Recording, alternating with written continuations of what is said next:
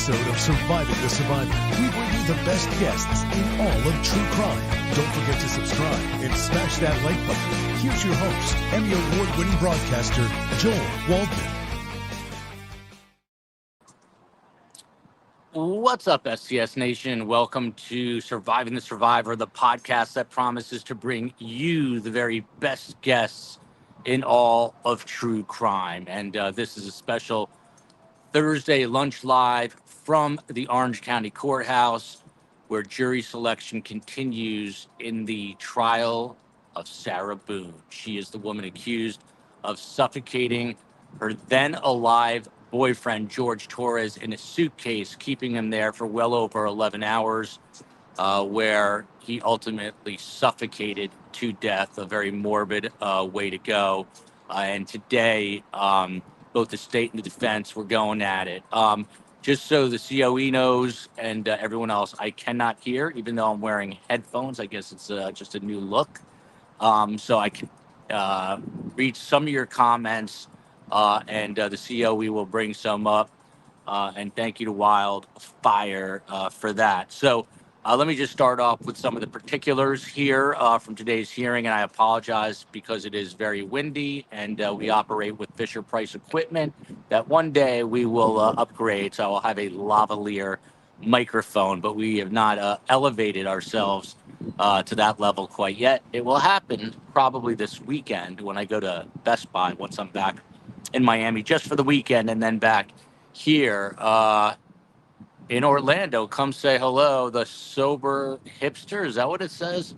My eyesight's also going. Anyway, to the particulars from today, there's a lot to sort of dive into here. What most people are interested, what was Sarah Boone wearing?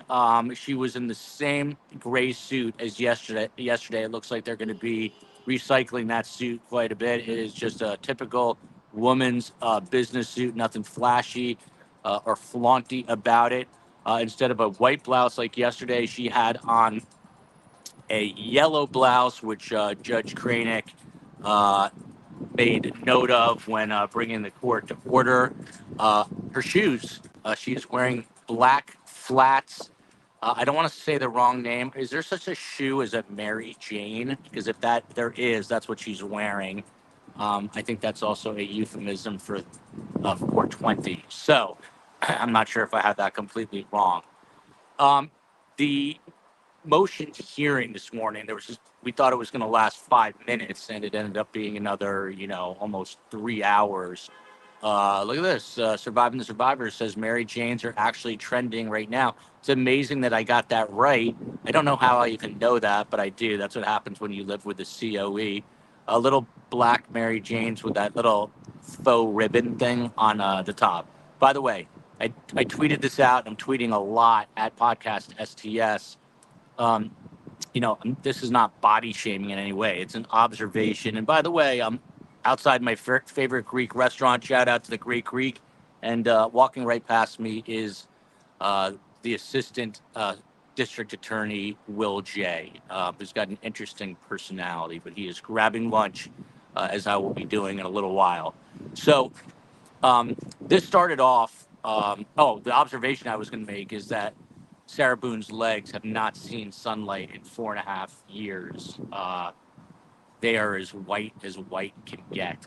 And so just made that observation, glaringly white. She has no remorse whatsoever. No, 100% agree with Jenny Allison. I have never seen her exhibit any sort of remorse. She's completely out for herself. So the way things got started today is that right away, Will J. from the state told the judge that he expected a written order kind of summarizing what was discussed in the motions hearing yesterday.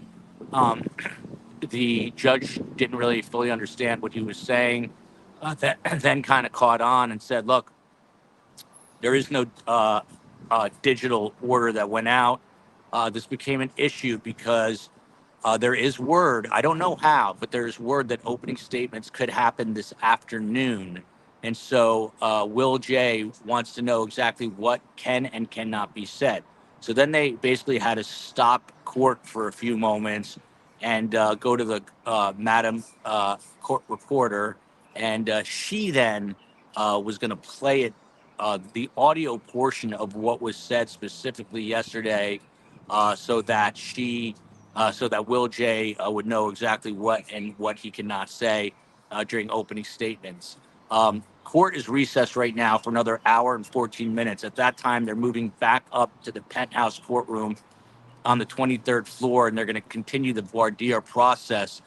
This is why I just don't understand how they know they do not have a jury, and that's why I don't understand how they plan to have opening statements. Both the defense indicated it was going to happen this afternoon, and the state mentioned it to the judge as well regarding opening statements this afternoon. So I just don't see how, because there's still 50 plus jurors that they have to go through and whittle that down to 6 regular jurors. Keep in mind, remember, it is a 6-panel jury.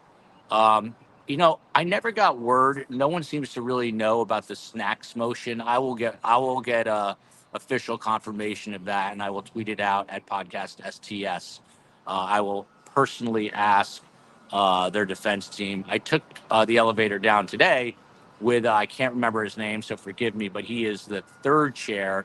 He's basically retired counsel from Florida. He lives in New Mexico. He came out of retirement. He told me for this very trial, and he rolled his eyes, saying like, "What have I gotten myself into?" So that's a little behind the scenes, and people on the elevator had a laugh. Snacks were denied, according to Christie. Good to know. Judge denied it for best. So you guys, this is like I'll make the analogy. This is like going to a baseball game in person or a sporting event in person, as opposed to watching it on TV. There's so much going on in the courtroom, and so much being said, and so many side conversations that I'm paying attention to, that it's hard to get some of the particulars. But SCS Nation, of course, is always on it, so thank you for that. I am just taking a look at my notes. So we got a glimpse into the defense today, which is important. Basically, they got up there and said, look, they felt like their hand was forced a little bit because there's this ongoing issue about the battered spouse defense. So James Owens got up there and said, look, Sarah Boone, she had nowhere else to turn. This is verbatim. She had no family to go to. She felt helpless. He went on to say that the defense expert doctors are going to corroborate all this. Well, I sit in the camera's view. I don't know. I probably can't because I'm in the jury box. So once the trial starts, you'll see me in the gallery, I am sure. So long story short, they showed some of their hand. It looks like they are moving forward with this battered spouse defense. State has taken great objection to it, and the judge indicated yesterday he's going to allow parts of it in, and some parts of it will be denied. But a lot of that discussion continued in this morning's motion hearing. Now, the state's case, Will J got up there and said, basically, what he did was, no, Sarah's getting up for the judge. She has to, so she's getting up. I have not seen her not get up. Will J with the state got up and began reading a transcript from the suitcase video, what Sarah Boone was saying to George Torres as he was dying and suffocating in that suitcase. At that moment in time when Will J was doing this, Sarah Boone was literally shooting daggers from her eyes into the back of Will J. She did not like hearing her words being read aloud in the courtroom, but you better get used to it. Once the state finished reading all of that, which was Sarah, please help, Sarah, I can't breathe, went on for quite some time. He mentioned the 2-minute video and then another video, I think it's like 37 seconds of just the suitcase, and said that was essentially their case. The quote is, that is our case. This shows her depraved mind, and then went on to say she had utter disregard for George Torres's life. Adding on to that, Will J, the state prosecutor, said, we also have new statements, and this is what's come out recently. He said they know that Sarah Boone shook the suitcase violently, hit it with a bat, including taking swings at George Torres's fingers, and then tossed it down the stairs. You'll recall there was a neighbor who said he heard a thumping sound. Once this was all done, the defense got up, and they've kind of been taking shots at each other about discovery, about this evidence. And James Owens at that point said, I wish I had this all in writing weeks ago. And he says he fully does not agree with that. It is a bone chilling transcript. Essentially, the defense says that they do not agree at all, which is no surprise with the state's defense that she has this depraved mind and utter disregard for human life. James Owens then went on to say that the state tried to reject this battered spouse defense twice. And because of this, again, he was griping that it forced the defense to reveal the overt act. Now, I'm no lawyer, but I play one on YouTube sometimes. I love having lawyers around me, so I don't have to do this. But as a reporter, you catch on to things pretty quickly. And from what I understand, in order for the battered spouse defense to be invoked and used in this trial, there has got to legally be an overt act, meaning that she was scared for her life and had to respond. Now, we all know George Torres was zipped into a suitcase and was defenseless. So the defense said that they were forced to reveal that a couple of George Torres's fingers were sticking out of the suitcase. That is going to be the overt act that they bring in this trial, which sounds ludicrous. And in my opinion, this is just an opinion, is completely ludicrous. I mean, just picture it. If you've seen the suitcase video, you can't really, in that video, I don't think you can see the fingers, but just imagine the defense saying that because two fingers or three fingers were sticking out, which, by the way, she was whacking with a bat. Because of that, she feared for her life and just left them in there. Seems very far reaching. The judge barked back at James Owens, saying that no one was forced to reveal that overt act. Then James Owens, the defense attorney, invoked the Sixth Amendment, saying that, essentially wondering if his defendant's rights were compromised in any way. Owens again repeating that he felt forced to show his hand, and then he then called out the state. I mean, he's doing his job. He's definitely doing his job. But he called out the state and said, look, they are charging her. She's charged with second-degree manslaughter in this case, but we have no idea why the state believes this. We don't know why they're bringing these charges still, and the trial is starting. So it was dramatic. It was tense. You could cut the tension with a knife. I do have to say that I feel my gut instinct, my visceral instinct. Why do they seem to be trying the case ahead of time? It's interesting. I mean, there's obviously no jury in there, but they're making their motions, and they're revealing a lot of what their strategies are going to be on both sides.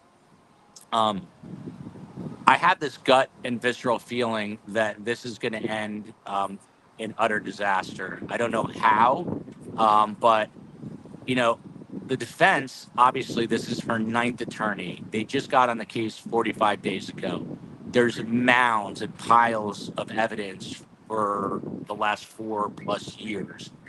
There's no way the defense could have, in my opinion, properly vetted all this. Are there tons of fans? No, very few. This has been my experience.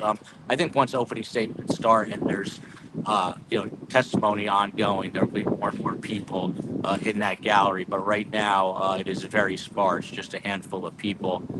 This court is resuming at 1 p.m. in an hour and 4 minutes. And between then and now, yours truly is going to grab a bite to eat. So I'm not grumpy. By the way, we're doing a full recap show today, I believe at 5:30 p.m. The COE is going to post that.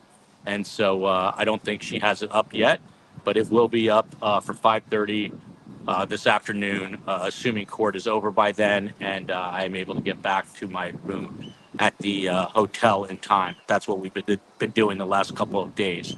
Something that's super interesting to me in this is that, for all intents and purposes, it has been 100% revealed and pretty much confirmed that Sarah Boone will take the stand in this case. She has to give a reason that they can move forward with this battered spouse defense. No family for Sarah, no family for George that we're aware of. So when Sarah Boone goes and takes the stand, she's going to deliver what is known as narrative testimony. This means that her defense counsel, James Owens, cannot ask questions of her. She has changed her story so many times that there is the real possibility that James Owens himself, the defense attorney, could perjure himself with questions because these stories have changed so many times. So she's just going to get up there and talk. And this scares me to no end, because I feel like she could talk for many, many, many minutes, hours, potentially days. I don't know if there's a cap on it. The judge will put a cap on it. I just, after having watched her, and maybe I am completely wrong, maybe she'll be super coherent. Listen, I don't have any doubt that she's actually an intelligent woman. She's just a little out there, and definitely has an element of ADHD. I saw her sit still for about a minute today. That's the longest I've seen her sit still. So, um, how this narrative testimony is going to move forward, I'm really interested to see. The wind is really blowing here, so I apologize if I'm crackling a little bit. Again, opening statements this afternoon. One thing that was interesting to me, Sarah Boone was doing a lot of note taking. I was on Court TV last night, COE. I couldn't get my camera working, and we'll need your help with that. I have no idea how to eliminate a pop-up blocker, and I think that was the problem, but I digress. But yesterday I was on with Dave Arenberg to discuss Sarah Boone. And it was interesting because he was talking about the snacks motion. And he said at the end, it is the diet of basically a school child, which got me thinking. And it's not rocket science, but Sarah Boone is definitely no COVID outbreaks that we have gotten yet. But the prospective jurors are coming in at 1 p.m. This is going to be at the top floor. You can sort of see the building behind me, even though it's washed out a bit. It's the penthouse courthouse for this afternoon. But going back to Dave Arenberg's comment about it being a school child's diet, two things. I was a little embarrassed because I do have a slight addiction to Reese's peanut butter cups and Twix. I won't say that I didn't have a giant 4-pack of a Twix last night before I went to bed. I won't say that I did. I won't say that I didn't. So then I felt a little humiliated that I might be akin to Sarah Boone. Hopefully not too much. But the reason I bring this all up is, as I walked by, did anyone notice how many times she looked at the camera today? She was out of control and loves the attention. She cannot control herself. It's interesting because I'm kind of near the camera. I'm between her and the camera. So she's staring over, it looks like she's staring at you, but she's definitely staring at the camera. At one time, though, we definitely locked eyes, and that was a little bit creepy. But my observation, walking back in from a bathroom break, she is at her desk, and she had a bunch of notes piled on top of each other, but the top page looked almost exactly like her flyer, her request for an attorney. If you all saw that, it looked a little bit deranged. It was highlighted and bolded and looked pretty wacky. Why do they seem? Yeah, I think it's just because these motions have come up, Annie K, and so um, they are having to show their hand to explain things to the judge, and that's also one of the issues, is that they are showing their hand, which they didn't want to do. So again, I'm just getting the feeling from right now, this perspective from the early days, this is not going to end well. But back to the notes for a minute. They looked pretty crazy, for lack of a better term. And at the very top, on the left-hand corner, with a pen, it said "important!" Exclamation mark, exclamation mark, exclamation mark, and it was gone over so many times that it was like um, the the boldness font here. I don't know, would be like a 20, but it was incredibly bold, which I could just picture her. I didn't see her doing this, but she just had to go over each letter a gazillion times to get to the point to make it as bold as she did. The word was important, and then below was basically chicken scratch that I couldn't read, but these were obviously notes that she felt were important. Again, battered spouse was the theme of the day once again. Um, it was made known by the judge that when self-defense is raised, character evidence can be admitted. So when self-defense is raised, character evidence is admitted. So they could bring in people to talk about Sarah Boone's character, but only if there's an overt act. Only if there's an overt act. Again, that overt act is said to be the fact that George Torres stuck his fingers out of the suitcase. The defense had no objection to this by the judge. The defense made it clear that a possible self-defense claim would come from Sarah Boone herself. And that is why everyone believes that we will see Sarah Boone. Um, with that in mind, battered spouse cannot be brought in until this overt act is known. But in opening statements, and this came up again yesterday, in opening statements yesterday, in the motions hearing yesterday, Judge Kranick made it very clear that they can mention battered spouse in opening statements. So you should very well expect to hear that in openings. If they happen today from the defense, you will hear the phrase battered spouse or battered partner, whichever which way they decide to describe it. They discussed a lot of the exhibit lists. It was all numbers, 31A, 27B, all these different items from the exhibit list. The state then taking a shot again at the defense, saying that they have not received some of these exhibits and are in the dark. Then talked about the 550 pages of medical documents. This is something that came up 2 days ago. That prior evening, Will J. with the state said he got this document dump. He went on to basically imply that the defense is sloppy and disorganized because he said he has since gotten a document, and it was this morning, but it wasn't a cohesive document. He said he got 115 separate JPEGs from the defense instead of a single clear document, and described the JPEGs as being upside down and sideways. You can tell that the state, Will J., was annoyed with the way the defense is handing over things to him for review. Then there was then an indication that there would be a Richardson hearing, and a Richardson hearing is about possible discovery violations. So there's undeniably this tension between the state and the defense. Is the defense handing over what they have? Is the state handing over what it has? More of it coming from the state to the defense than the defense to the state. Then we find out that on top of this 550 pages, those primarily relate to George Torres. There's an additional 119 pages of medical records for Sarah Boone from the jail. And the state got up and said, we only have 81 pages of the 119. They were able to review them and said that, I'm sorry, these are separate. These are just medical records for Sarah Boone. These are not the jail records. So my apologies. So there are 119 pages of new Sarah Boone medical records. The state says they only have 81 of them. It is clear that there are more. The defense says they simply don't have those because they haven't received them from the medical offices. So there's that issue. Then onto the jail records. Last night, the state, and this is why I think this is going to end in disaster. Just last night, the state says it received an additional 382 pages. 382 pages. This is just one little thing. 382 pages.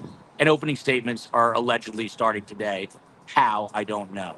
But the state got these 382 pages of jail records. Per the state, per Will J., fewer than 5% related to Sarah Boone's mental health. The state said to the judge, we're having difficulty figuring out. It feels like Alaska here, Neil. I don't deal with cold, and I think it's probably below 70 in the shade. 75 in the sun, below 70 here in the shade, and it's unbearable for me. I don't know how else to put it.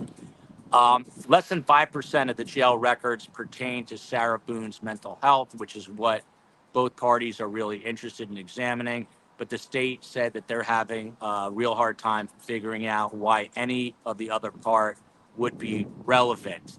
Part of what we learned from these jail records, and it was a little interesting, Sarah Boone wanted only holistic medicine in the jail, meaning stuff from the earth, from nature, no typical pharmaceutical medications.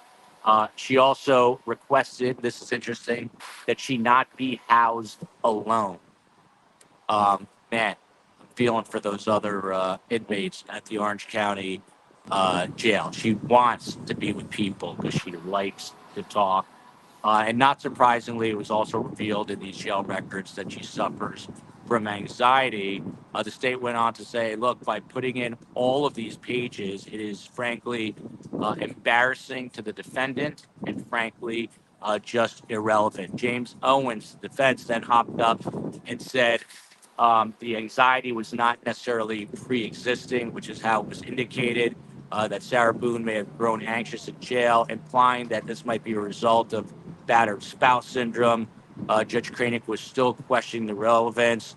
The bottom line for the state is they said they don't want to bog the jury down with unnecessary paperwork. Then came in issues about body cam footage. No one had an issue with using body cam footage. The defense said, look, police reports might be needed just to refresh the recollection from law enforcement. No one had a problem with that. No jail calls are going to be introduced. No prior criminal history will be admitted other than what Sarah Boone will testify to. And this is what scares me. Again, she's giving narrative testimony, which means she's literally just doing what I'm doing right now, speaking straight, sometimes making sense, sometimes not making any sense. And so if she happens to trip up and mention something about something in the past, well, then it becomes open fodder for the state. But unless that happens, no prior criminal history will come in. As far as prior criminal history, the state also said that they had some serious hearsay concerns, that it would just be word of mouth and not actual fact or evidence. One last thing. Sarah Boone has an ex-husband that came to her home the night that George Torres died in that suitcase. She called him before she called 911. Well, they've also had a little bit of a contentious divorce. Brian Boone is set to be a witness for the state. However, the defense said that they could call him too. But then the defense noted that Brian Boone has not himself complied with some court orders, specifically saying that he has not paid, let's put it this way, he has not paid alimony since Sarah Boone has been in jail. That there's ongoing litigation regarding this, and that Brian Boone has an attorney for this matter, but Sarah Boone does not. James Owens stood up and said, he's going to be an adversarial witness because he's biased. Look, he's not paying alimony. He wants custody of his child. He has custody of his child. He said he has taken the child. He said this in open court to Gainesville to live with him full time. The state objected, saying this is ongoing litigation. And he fully understood, Will J said this, the prosecutor, I fully understand why someone would not want to pay alimony to someone in jail because they're in jail. So these were all the arguments and topics that came up just this morning. At 1 o'clock on the dot in the penthouse courthouse on the 23rd floor, they're going to continue jury selection. I believe there are 53 prospective jurors left. My question, and the defense has to do therefore, dear, how are they going to whittle this down unless both sides seem to know which jurors they want already? How are they going to whittle this down so fast as to have opening statements today. I have no idea. Jenny Allison again, since they're having the Richardson hearing tomorrow, do you think they won't be able to start? That's another issue. I don't know. I'm not a lawyer, so I really don't know the answer. And we'll discuss it tonight, obviously. On the panel, we've got Orlando attorney Brian Vesio returning, as well as the professor Joe Patuto. If, by the way, you missed our show last night, there was some big breaking news with Charlie Adelson.